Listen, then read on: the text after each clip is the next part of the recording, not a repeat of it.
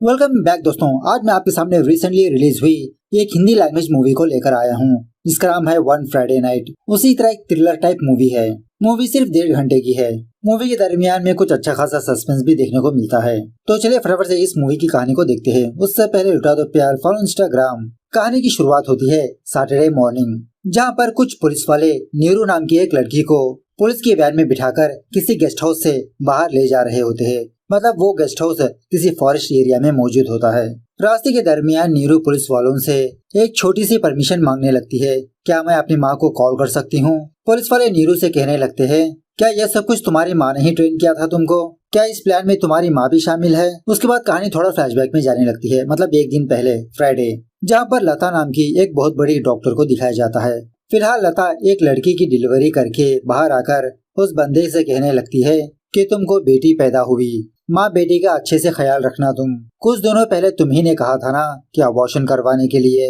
अब तुम फटाफट से उस लड़की से शादी करके अपनी एक अच्छी सी जिंदगी गुजारो।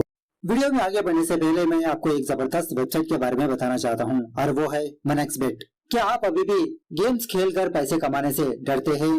क्या आप इसी वजह से इन गेम्स को नहीं खेलते?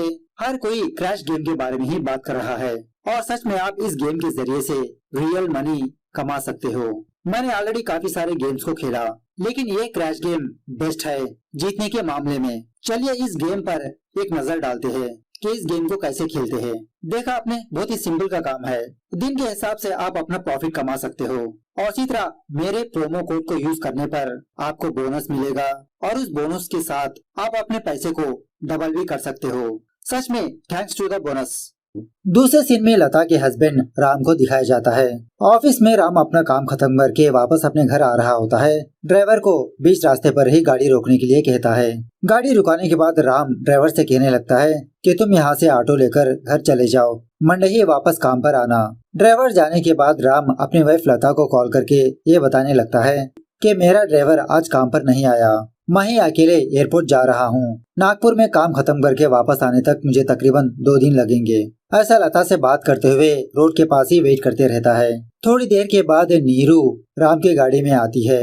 इससे हमको ये बात पता चलती है कि राम और नीरू का अफेयर चल रहा है।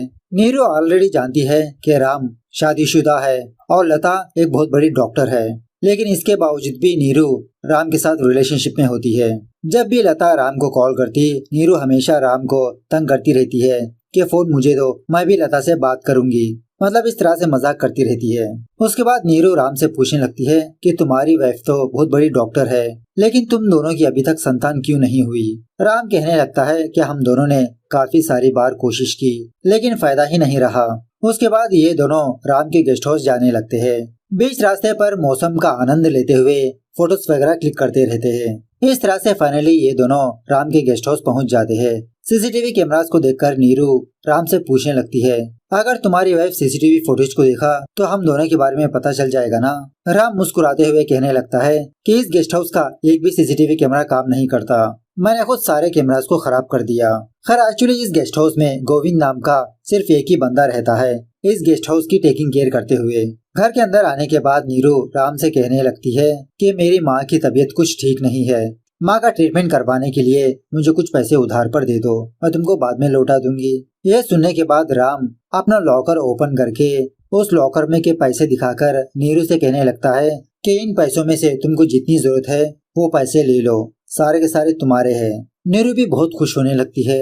खैर रात होने के बाद जब ये दोनों डिनर वगैरह कर रहे होते हैं, नीरू राम को एक न्यूज सुनाने लगती है कि ये प्रेग्नेंट है 2 महीनों की। उसी वक्त गोविंद किचन में कुछ खाना बना रहा होता है।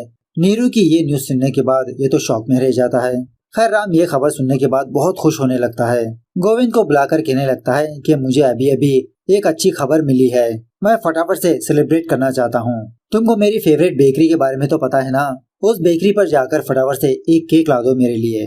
गोविंद कहने लगता है, अरे साहब खाना पकाना अभी पूरा नहीं हुआ और ऊपर से शहर यहाँ से 40 किलोमीटर दूर पर है, जबरदस्त बारिश भी है, सो शहर जाने में बहुत मुश्किल होगा साहब। राम कहने लगता है कि जितना भी लेट हो कोई परवाह नहीं, तुम मेरे लिए केक ला दो। सो बेचारा गोविंद गाड़ी लेकर गेस्ट हाउस के बाहर जाने लगता है शहर। खैर थोड़ी देर के बाद नीरू राम से कहने लगती है, और कितने दिनों तक हम दोनों का रिलेशनशिप सीक्रेटली मेंटेन करोगे?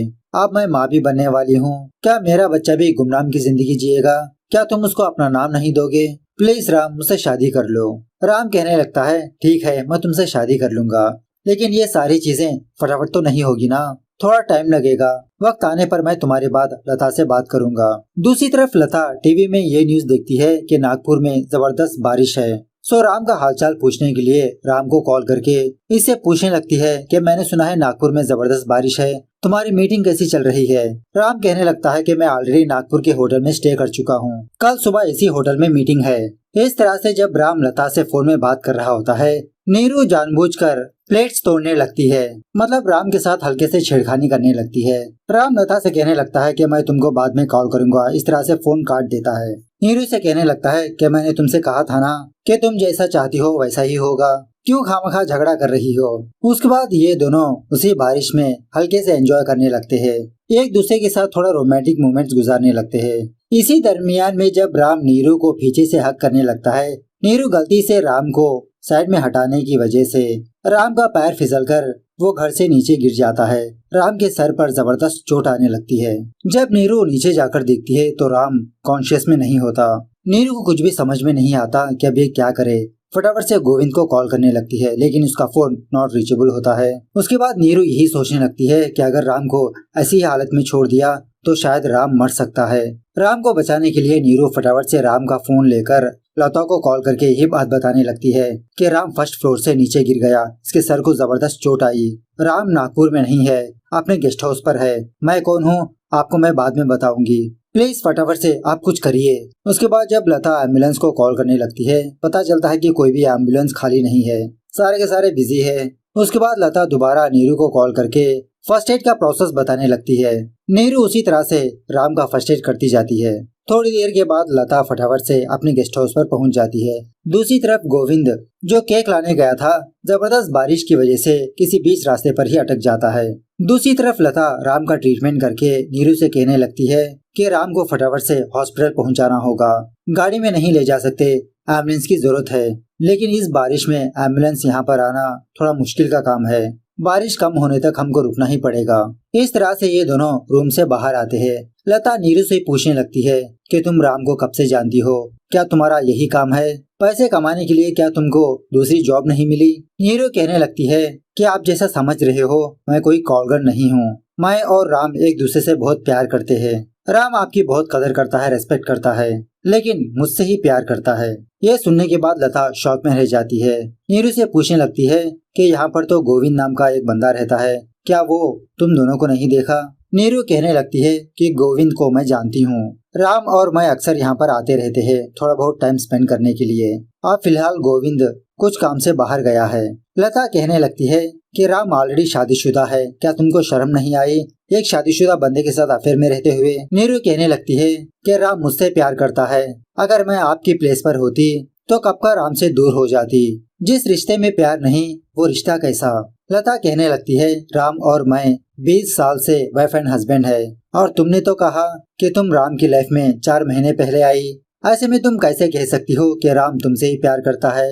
नीरू कहने लगती है कुछ सालों पहले शायद राम आपसे प्यार किया करता था, लेकिन प्रेजेंट डे पर राम मुझसे ही प्यार करता है। गुस्से में आकर लता नीरू से कहने लगती है कि फटाफट से तुम अपना फोन दो, मैं तुम्हारी माँ को कॉल करके बताऊंगी। सिटी आकर जॉब करने के बजाय तुम रईस बंधु को अपनी जाल में फंसा रही हो, तुम्हारी असलियत तुम्हारी फैमिली वालों को भी पता चलनी चाहिए। नीरू डर के मारे लता से कहने लगती है नहीं मैडम प्लीज, मैं यहाँ से चली जाऊंगी। अगर राम मुझसे सच्चा प्यार करता है तो राम मेरे पास ही आएगा, वरना मैं कभी भी राम की लाइफ में नहीं आऊंगी। इस तरह से जब नीरू वहाँ से जाने लगती है तभी राम को होश आता है।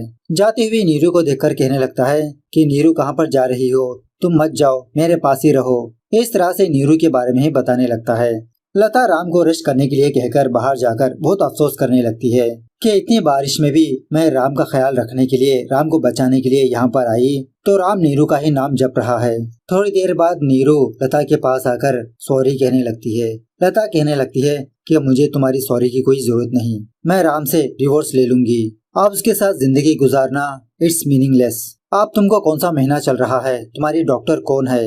नीरू कहने लगती है कि मैं फिलहाल 2 महीने की प्रेग्नेंट हूँ और मेरी डॉक्टर और कोई नहीं आप ही हो। कुछ दिनों पहले मेरा टेस्ट करवा के मेरी प्रेगनेंसी की रिपोर्ट आप ही ने दी थी। मैंने उस टाइम आपसे कहा था कि मैं अबॉर्शन कर लूंगी, लेकिन आपने ही मुझे मोटिवेट किया अबॉर्शन मत करो। उसके बाद लता नीरू को एक कॉफी मांगने लगती है। नीरू किचन में जाकर कॉफी बनाते हुए अपनी माँ को कॉल करके ये बात बताने लगती है कि हमारी लाइफ चेंज होने वाली है माँ अब। इस तरह से खुशी के साथ अपनी माँ से बात करने लगती है। उसके बाद जब नीरू कॉफी लेकर लता के पास आती है तो लता चुपचाप गाड़ी में बैठकर वहाँ से जाने लगती है। नीरू से कहने लगती है, मैंने तो राम से जुदा होने का डिसाइड कर लिया, अब मेरा यहाँ पर रहना कोई फायदा नहीं, मैं यहाँ से जा रही हूँ तुम दोनों की जिंदगी से। हाँ, मंथली चेकअप के लिए तुम मेरे साथ आ सकती हो अपने पति के साथ। खैर सुबह होने के बाद गोविंद पुलिस वालों को कंप्लेंट देने पर पुलिस वाले इस गेस्ट हाउस के पास आते हैं। पुलिस वालों से कहने लगता है कि कल रात राम सर और नीरू इस गेस्ट हाउस आए थे। मैंने सुना था कि नीरू प्रेग्नेंट है। 5 महीनों पहले राम की बीवी लता मैडम यहाँ पर आई थी। इस गेस्ट हाउस को अक्सर राम और नीरू ही आते हैं। कल रात मैं कुछ काम से शहर गया था। वापस आने पर मैंने ये देखा कि किचन के कुछ प्लेट्स टूटे हुए हैं और एक बैग में काफी सारे पैसे भी है और हमारे साहब राम बेड पर मरे पड़े हैं। उनके सर को जबरदस्त चोट आई। शायद नीरू मैडम ही पैसों के लिए हमारे साहब को मार दिया होगा। दूसरी तरफ नीरू पुलिस वालों से कहने लगती है कि वो पैसे बैग में कैसे आए मुझे नहीं पता। कल रात को गोविंद बाहर जाने पर लता मैडम यहाँ पर आई थी। शायद लता ने ही ये सब कुछ किया होगा मुझे फंसाने के लिए। चाहे तो आप फिंगरप्रिंट्स चेक कर सकते हो। पुलिस वाले कहने लगते हैं कि ये तो राम और लता का घर है, इसमें कोई शक नहीं है कि उन दोनों के फिंगरप्रिंट्स इस घर में पाए जाएंगे। उसके बाद पुलिस वाले लता को कॉल करके राम की मौत की खबर सुनाने लगते हैं। ये सुनने के बाद लता शॉक में रह जाती है कि मेरे पति कैसे गेस्ट हाउस में मर सकते हैं। मेरे पति तो कल नागपुर गए थे किसी मीटिंग पर। कल रात को भी मुझसे फोन में बात किया था। कहने लगे थे कि वो किसी होटल में स्टे किया। पुलिस वाले लता को गेस्ट हाउस पर बुलाने लगते हैं। लता कहने लगती है, कल रात ही मेरी गाड़ी में कुछ प्रॉब्लम होने की वजह से मैं कहीं पर भी बाहर नहीं गई। मेरी गाड़ी को रिपेयर पर देना होगा। नीरू पुलिस वालों को कॉल रिकॉर्ड चेक करने के लिए कहती है। पुलिस वाले कहने लगते हैं, वो दोनों तो वाइफ एंड हस्बैंड है, उन दोनों के बीच बातें होती ही रहती है। और वैसे भी लता मैडम ने कहा कि कल रात राम ने उनको फोन किया था। बाहर गोविंद पुलिस वालों से कहने लगता है कि मुझे तो नीरू मैडम पर ही शक है, उन्होंने ही हमारे साहब राम को मारा होगा। मेरे जाने के बाद गेस्ट हाउस में नीरू के अलावा कोई भी नहीं थे। एक्चुअली यहाँ पर ट्विस्ट ये है कि फ्राइडे नाइट जब लता ने नीरू को कॉफी लाने के लिए कहा, उस छोटे से समय में लता राम के पास आकर इसके चेहरे पर पिल्लो रखकर इसको मार देती है। मतलब यही सोचकर मार देती है कि मैंने तुम्हारे ऊपर इतना भरोसा किया और तुमने मुझे ही धोखा दिया। अब हम दोनों के रिलेशनशिप का क्या फायदा। राम को मारने के बाद लॉकर के सारे पैसे एक बैग में भर देती है। उसके बाद लता अपने घर जाकर अपने घर के सीसीटीवी कैमरास का कनेक्शन कट करके अपनी गाड़ी को भी खराब कर देती है। अब लता के घर में काम करने वाली औरत भी यही सोचने लगती है कि रात भर लता मैडम घर में ही है। सब सारे सबूत नीरू के खिलाफ होने की वजह से नीरू बेचारी जेल जाती है। इस तरह से ये मूवी यहाँ पर दी एंड होती है। तो मूवी कैसे लगी कमेंट करके बताना जरूर। मिलते हैं अगली वीडियो में, तब तक take care, bye bye, see you soon.